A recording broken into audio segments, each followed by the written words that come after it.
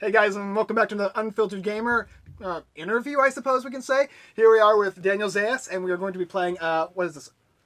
This is Valeria Card Kingdoms by Daily Magic Games. Isaiah Vallejo made this one. I don't represent him, but they're... Just a fun game we decided to play while talking about what he does and some interesting things about different Facebook pages and how to get involved in Kickstarters and that kind of stuff. He is definitely going to be your guy for that. So we're just going to start off by playing the game and asking a couple questions, talking about who this wonderful man is and how he represents our community of board game reviewers as well as Kickstarter entrepreneurs and helpers.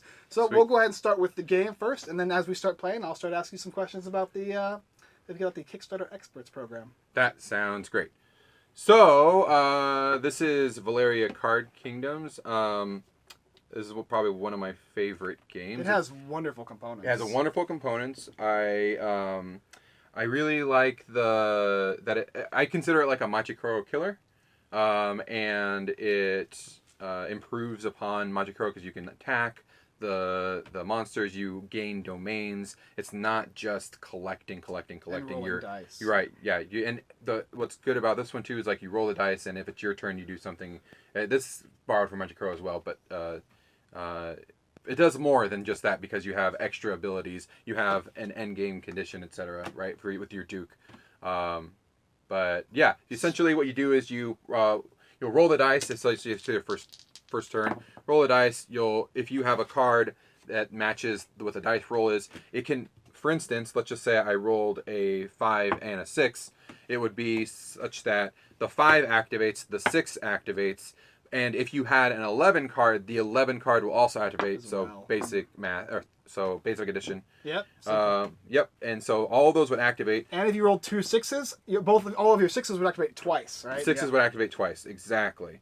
So what happens when these activate is if it's your turn, you do the left side, and if it's not your turn, you do the right side. In this case, they're exactly the same. Maybe bad example, but if it's your turn, you get a money, and if it's everyone else's turn or someone else's turn, you also get 1 money, 1 gold, I should say. The resources are gold, attack, magic, and points. Just additional points you can get, including the cards you can get from the board itself. Yeah, throughout the game you can get more points. I believe it through these guys. Some nice Machikoro tableau building, yeah. Exactly. Awesome. Who goes first? Actually, I don't know who go first. Okay, I'll go first. All right. Guess go first. I don't know who officially in the rulebook is supposed to go first, but I'll go first. Guess go first. So tell me about the Kickstarter Experts program. That's what I'm really interested in. The Kickstarter Experts program is it was an initiative started by Kickstarter in order to help newer, greener creators fund. Right. So everyone knows that like Kickstarter is a crowdfunding platform, and we all think of it as like this great beneficial thing for the board game industry, but they're a business too, right? They benefit from more creators funding their dreams, right? Funding their projects. Babies, right? Right, exactly. So they started this program to legitimize consultants, right? So I'll take my turn. 5 and 2, so I get the 5 and the 7. So I will take a money oh my goodness, and I get 2 more money and 2 attack. That rogue is no. Yeah, it's gonna take out some good ones. I'm going to take out I'm going to use the augment, and I'm going to take out that treant. You got 3 there? Oh wait, you got 3. Maybe I'll do. The skeleton like I did. I'm looking at maybe doing the owl bear because it's worth. Do you have enough? 2 points. The owl bear's 4. Oh, the owl bear. So I was looking at the dire bear. Okay. So I can do. Yeah, I'm gonna get rid of all of these. Yep. And do the owl bear for extra points. Gotcha. Okay, so the Kickstarter Experts program is a way to legitimize the consultants that are, professing to be these marketers who are able to help new creators fund. Okay, so what they essentially do is just like you would hire any company to represent you and be a consultant and help you market and help you make these decisions. I help companies who may not know better to, oh, that's nice. 2 purchases? Nice. I help companies who may not know better, like how to get to the minimum viable product. Right. That's a big problem that a lot of new creators have, is they've made a thing over budget too, right? So they've made a thing 347. So I will do the one. Where was I? So yeah, so a lot of creators will create a big project, and it won't be realistic for their first project, because if you just like as a lesson, like you are most likely as a new creator to make anywhere from 400 to 500, maybe closer to like 300 to 500. Yeah. Right. So you have that range of people who are going to jump on a new creator's thing just because of market share. Like you just don't know that many people. Yep. And they don't have built-in trust of a product. I mean, just when I started doing this whole thing here, I wanted to make my own game. That was my original thing, but I realized I don't have enough people. Not enough people know me. Right. And so you have to market. And the way I'm marketing my product, or hopefully my product in the future, is by showing you guys that I know games. Yes. And I enjoy games. Yeah. And I'm getting to know people in the community, so you can trust that I'm going to produce a good game for everybody. And this is your example is like a slightly extreme scenario, right? Because a lot of them aren't going to like throw a whole production to then eventually become a board game publisher, right? Yeah. So it's like, and then you're not alone in that. Some folks, James Hudson started the board game community. What is it? The Spotlight, Board Game Spotlight. Board Game Spotlight, and that was essentially his initial poll for people to back and have an audience to talk about his new game. Let's see here. 5. It's a great page too. Yeah. It's a great community. You should join it. He's a good guy too. So I just get my 5.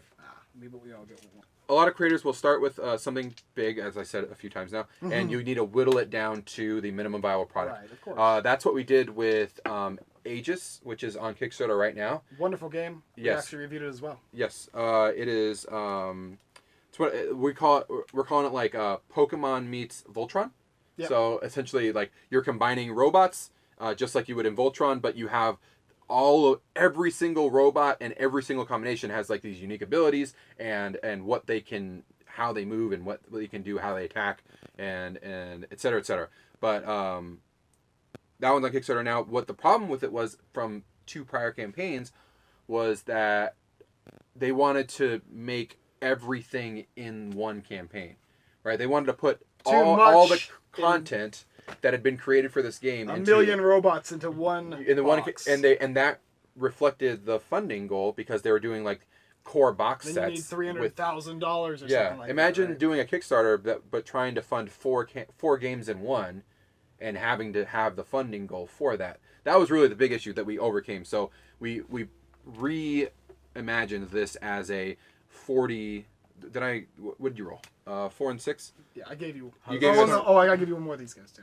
How does this card work? 1 and yeah. You get. That one is you get, if it's your turn, you get a what is it? A fight and 2 magic, and you can change one fight into 3 magic. No, I can't take one that I think that's got right. from that roll. Pretty sure that's correct. What? So I can't change one that I just got from that roll. No. Like what if he just got that from this roll? No, you couldn't do that. I didn't. I think you can activate it whenever. I rolled a 6, so he'd also like to use his 10, but he doesn't have it until I give it to him. It's all given at once, I would imagine, right? Or is it not? Can he grab this from the 6 that he got and then use the 10? That's a good fact that I'm sure is in the rules, but since it's just on camera, I think we should give it to him. Fine. As a gimme. It's cheating. All right. Yeah, so that's one of the things I do. Anywhere from prototype all the way through how are they going to fulfill this product? Like the entire life cycle of a board game project. So far it's been something like getting to the MVP and then making sure we're parading around the art. It's okay, I'll get it later. All right, cool. Making sure that we're wrong ones. I'm giving you fight. I shouldn't be giving you these. Should I have... No, you're good. Okay, you're cool. So making sure that all of the artwork that is getting produced for the game, like everyone wants to see that. That's like one of the main draws for every single campaign is the artwork, right? Like even like this guy was on Kickstarter and he didn't stop showing us cool art the entire time, pre-marketing leading up to the campaign. And then once the campaign hit, I believe, if I remember correctly, there were stretch goal content, and all of that was just getting displayed with new art. And my mantra is actually, I was just published on a guest blog through the Stonemeyer Games blog, and they had one of the things I said was art is king, and the king likes to be paraded. Yep. So I would agree. So you parade the art on social media as much as you can. Get that art. You're not hiding anything. You're just showing them what they're going to be excited about. And I think that's the reason too, is because people have low attention spans. Sure. Right? And so you want to give them a flash of excellence. You know, the first thing you see is just, oh wow, look at this. I mean, even short video clips are better. You know, you a 30-minute video. There's people here that are more invested that will actually want to learn. You know, the last 30 minutes. But most of you guys probably pop in for about 5 or 10 minutes, and then you move on your own thing. Yep. That's just how it is. We know that as on YouTube. We know that on Facebook. Even my live plays, we might get 6,000 reach, but I'm only going to get maybe 2,000 views at 1 minute apiece. So it's all that. So what he's saying, like for me, which I assume you would agree, is they see that art instantly and they get drawn into it, and then they want to learn more. Kickstarter is an impulse buy. I don't know if anyone realized that. Like, oh yeah. Kickstarter is 100% like, you know, gratuitous. I really want this. I won't get it for, 6 months to a year, but I like it and I want it. It's a candy bar on a shelf you can't actually eat until next year. Exactly. What else do I do? So I get them to MVP. I get them to display the art as the artist is coming up with it, long before the campaign, hopefully. Then you have, what else? You've got the actual building of the campaign. So this one is the heavy hitter. So a lot of new creators, despite their best judgment, will tend to get wordy in a campaign if they are not told to do otherwise. Right. They'll get very text heavy in a campaign. That again, we're talking about Kickstarter audience and nothing against those beautiful people. Nobody has the attention span to sit there and read your product or your untested new thing, right? They just want to be dazzled with what it is. Once they've backed it, that's when they're following. Yeah, that's exactly. when you've got them hooked. Yeah. You want to hook them, and then they'll go investigate on their own time, at their own leisure, right? So with that in mind, you need to hook them early, and that takes the form of lead the campaign with a review from somebody who is known in the industry. For Bridges to Nowhere, which I worked on, that the opening of the campaign was one of my Jamie's favorite micro games. Yeah, so good. I was so happy to be part of that one. We opened with Jamie Stegmeyer actually saying nice things. That game. I did. Wow. Yeah, Bridges to Nowhere. I worked on that one. The opening was Jamie Stegmeyer happened to play the game, gave some feedback, and said he really liked it. Little trivia thing that I got from the creators. Jamie Stegmeyer said it needed some extra ways to earn points, some extra depth in the gameplay, and that's where the contract cards came into the game. Because Jamie's advice to change a little bit of something, and a little extra. His was advice, definitely a good addition. His advice ended up being the contract cards, which is pretty cool, I think. And then anyway, so you open up with someone who's reliable and who is trustworthy. Again, you're building trust. You're getting them hooked by building trust. What'd you buy? Monolith. And then at the start of your action phase, you gain 1 for every time. So that's like an ongoing effect for you. And you have a bunch of attack now to just destroy things on your next turn. I rolled 7, so I got a bunch of that. Yeah, that's awesome. There you go. Okay, so if you can't get some trustworthy person to say that it is worthwhile to buy, then, and this is also true for people who do have that in, but the next step is going to be, okay, let me just tell you about the game, and hopefully you back it, because you've learned about the game enough. And learning about the game and not being text heavy are two things that are always at odds with each other, right? So the trick of it is, what did you buy? You bought you just flipped the domain? Okay. Double twos. Double twos. That means my 4 activates, so I just get a 1. So teaching someone the game in a Kickstarter campaign can be such that you lay out the game. We would have exactly this picture at the beginning, like the way it was set up. They see everything. They see everything as the game is set up. Okay, so that's how you open. Right. What follows is you can imagine. I stole this one from Kim Brebech and James Hudson. Both of them implemented this in their campaign, but they get credit for all of this because I'm just, stealing it from them, and it works. It's so good.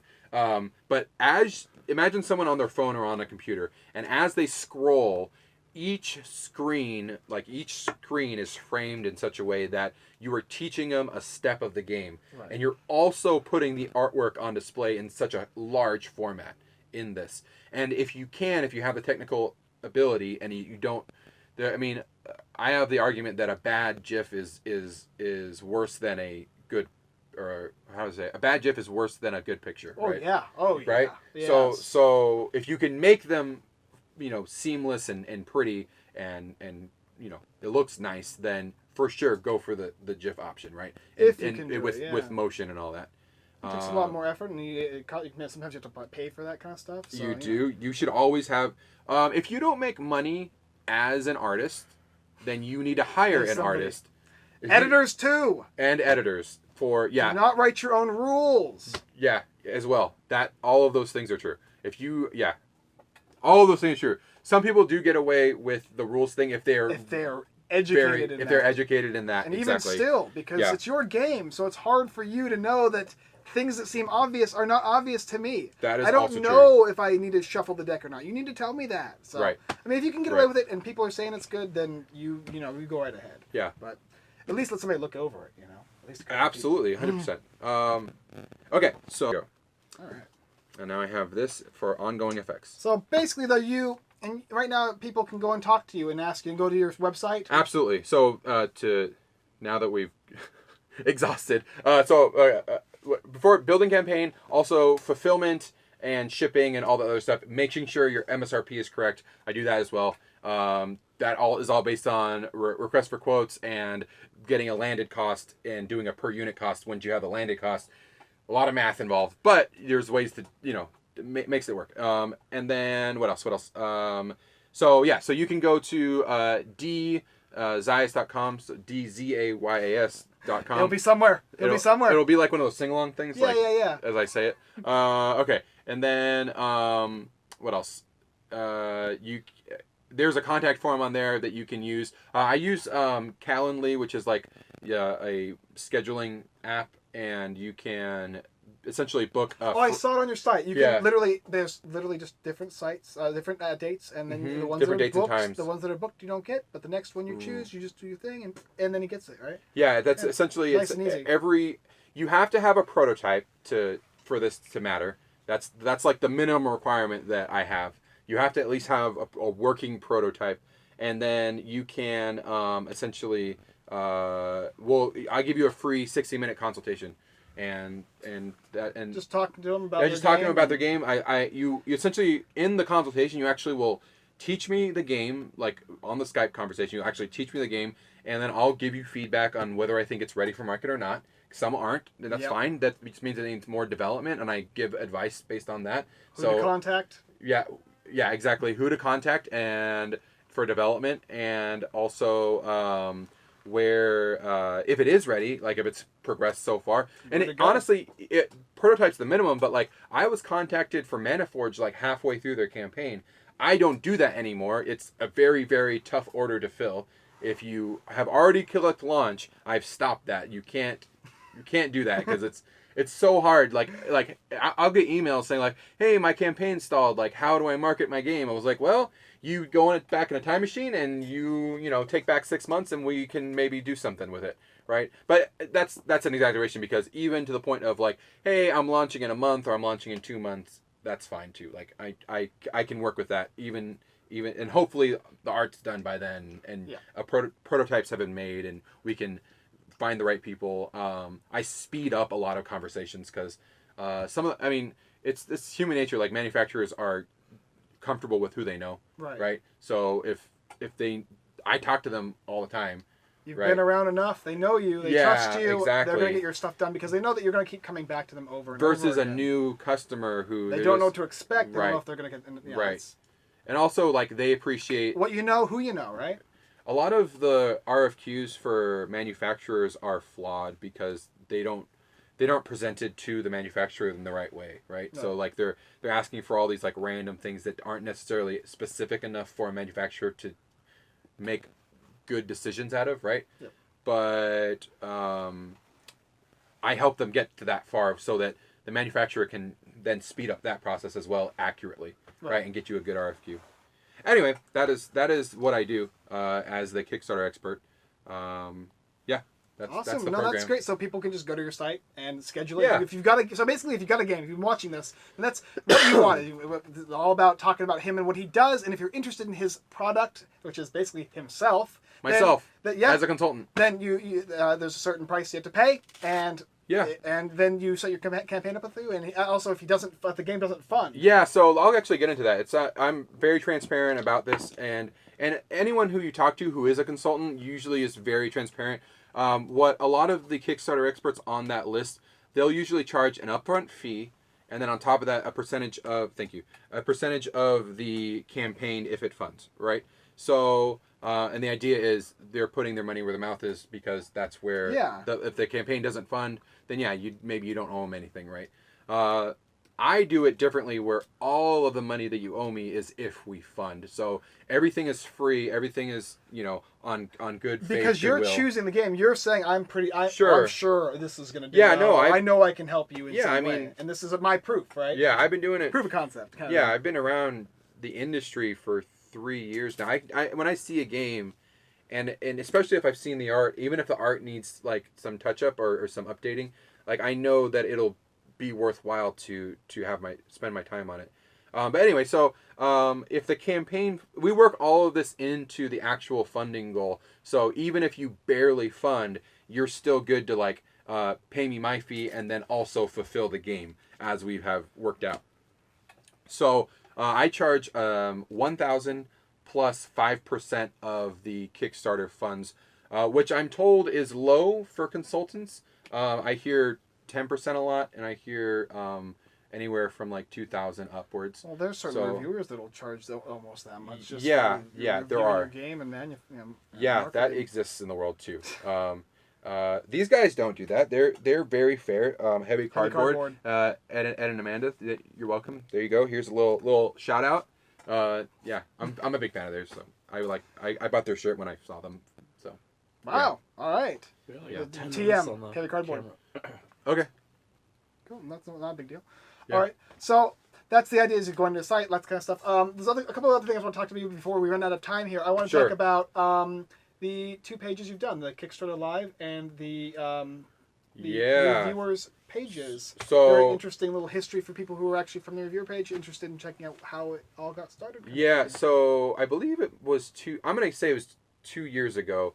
Martin Malley, who started the Board Game Reviewers page, reached out to me to become this is when I was doing, I'm still, every week I publish the Board Game Badger, which is a list of top 10 Kickstarter campaigns I think are worth backing or following. And they're a healthy mix of games that haven't funded yet and games that have funded, and they're just... Oh, yeah.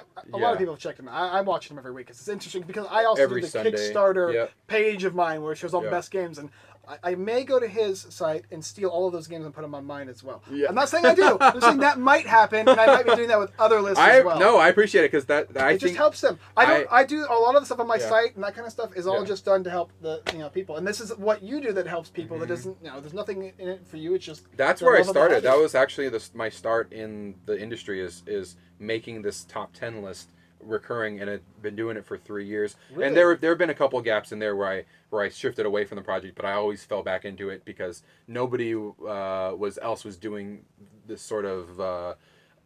At first, it started as like an objective measurement of best practices, and then it shifted into now it's just a list that I promote, right? Anyway, so Martin Malley noticed that work I was doing, and then he invited me to become an admin of the Board Game Reviewers group. I essentially reformatted it. Before it was like, it was a ton of just like content spam. And I say spam lightly because like, yeah, like we're spending time making this product, but like it's more like too much of the same. Yeah, over and over again. Not enough stuff that people industry need to see. people who are in the hobby and in the industry and working in the industry are not your audience. They're and they're just they're not interested. Maybe they are fans, but they're not interested in like within the group setting to constantly. That's not where they're discovering your content, right? So so it becomes a spam issue, and that is... There are pages like that for that stuff. Yeah, and there are are sites like that Right. everywhere. Right. There's certain, Right. and that's obvious, right? I mean, a lot of Facebook. I mean, I guess it's not obvious to a lot of people, but there's certain spots where you put us and certain spots where you don't, Right, exactly. And the reviewers group is great. I mean, we've had tons of people here. It's a fun project. We do a quarterly best game right now. It's Scythe, and then I believe the front runner is what is it? There's the Manhattan Project. That was the one. James Nathan. Yeah, every quarter we'll do a best game, but it's the one that's been reviewed the most by the people in the group, which is really fun. It's a cool thing. Like you're actually creating content, and then it's as a group we are funneling up to see what the best for the quarter. Check them off. Yeah, exactly. So there's no pay then. No, it's in a poll. It's just an online poll. I know because some groups they've charged to have your banner. Yeah, they do that as like a giveaway sort of deal, right? But yeah, not this one. This one's just strictly by the group members creating content. Yeah. And then the other one is Tabletop Live, which is I started as soon as Facebook said we're going to do live video now, and I was like, oh, this is going to be a big thing for board games. So I created the Tabletop Live, and it's grown so much. I'm trying to make it grow more. Yeah, go join Tabletop Live. Make 1080p, please, Facebook. You're getting there. They're doing new stuff. They're letting people post on live stuff on my account and back and forth kind of thing. They're letting you do like the tandem accounts now. That's pretty cool. But those aren't actually, they haven't done that with pages yet. You're just on the personal accounts. You can do that tandem. Which would be cool if they did the business ones. That would be cool to do tandem. Facebook. And then... if you're watching. What else? So that's... I also add them in like 20 other groups and like the board game world. On the board game... Go to the board game reviewers thing. In the files, there's a whole list of groups that I think you should be part of. And there's probably like 30, 40, 50 groups. And any reviewers out there that haven't checked out, there's also a list of board game reviewers on the board game reviewers. You can actually there's like a roster of sorts. I mean, right underneath mine, of course, not above mine. But you have to be be fair and do it in numerical order. I got number 2 or 3, I think, the slot. Yeah, I was on it. Right around January 1, we do one every year. We archive the rest of the group, and then January 1 we'll launch a new one for the next year. Yep. So, any other closing comments before I close this out and talk about a couple things? If you don't hire me, go to the Kickstarter Experts program anyway and find a legitimate marketing person. Don't fall for a scam in the messages of Kickstarter. That's something that Kickstarter is well aware of. It's a problem on the platform, but it's still a problem. So don't fall into that trap. They're not worth it. If they're contacting you, you gotta keep that in mind that they are contacting you for business, right? Instead of you the other way around. I will not solicit you at all. You can come to me. I have enough people who believe in the product who come to me already. So specifically for you first designers, definitely make sure you hire somebody, and it's for everything too, really. Yeah. I mean, even as lowly as just a basic reviewer, make sure that their content is what you like and how you like it. And there's tons of different ways they produce these kind of content. Sure. Yeah. And tons of different like even the experts program, right? So there's tons of different people on there. That's true. And, selecting. I'm the only one who's specializes in tabletop games. Tabletop games. Right. But that doesn't take away from them who can do overall Kickstarter, management, and they have different services per consultant too. So just keep that in mind. But I'm happy to talk to anybody who wants to schedule a free consultation. And you can go straight to his site at dzayas.com. I'll go ahead and post it down here so you can again go ahead and see it. Do a little dot thing. I'm gonna put Grant, you better get ready. Oh wait, no, it moved. It's right there. Dang it! Stop making me edit. Yeah. But no, it's been a pleasure. I got to pick him up here from Whittier to play some games and learn a little bit about what he does, and maybe you're interested in checking it out as well. So go ahead and check out the rest of this content here at unfilteredgamer.com. That's my website. I've got Kickstarter, board game lists, giveaways, all that kind of stuff. You can go ahead and check it out there, as well as our YouTube channel, which this will likely be posted, as well as Facebook and everywhere. I'll post as much as I can because I think it's very important. I know a lot of my friends on Facebook, a lot of the people I've gotten a lot, are all publishers and designers and that kind of stuff. So this is your resource right here. Like, he's doing a lot of good stuff, and I wouldn't support him if I didn't believe in him otherwise. So definitely do check out all of his content. A lot of it is free and it's available to you, and he's also the kind of guy who's actually going to just message you back as soon as you have a full hour consultation. Not taking any money from you until the thing funds. I mean, wonderful, and definitely is appreciated from us, and especially from me and a lot of the board game reviewers. I know we don't say it enough, but it is a wonderful resource to have the reviewers' pages as well as the live pages. I specifically appreciate it a lot. I mean, I started 3 years ago, and I had the mentorship of Jamie Stegmeyer and James Matthew, and James was the first person to all the contact superstars that you all know about, and they helped me become who I am too. So he was the first person to give me. He gave me it was a chain reaction game, Manhattan Project. Yep. Wonderful guy. Much appreciated, as well as Roxy. I got. Gavin's a really cool dude. Really nice of all of them to do that, and just paying it forward, guys. And I hope this helps you guys out a little bit. Definitely do check out Valeria. All the games, they're all really fun. This one specifically, we're gonna continue playing this one here and see what happens. But I love these kind of tableau games, and if you like that, do check it out as well. All right, guys, this has been another Unfiltered Gamer video. I look forward to seeing you guys next time.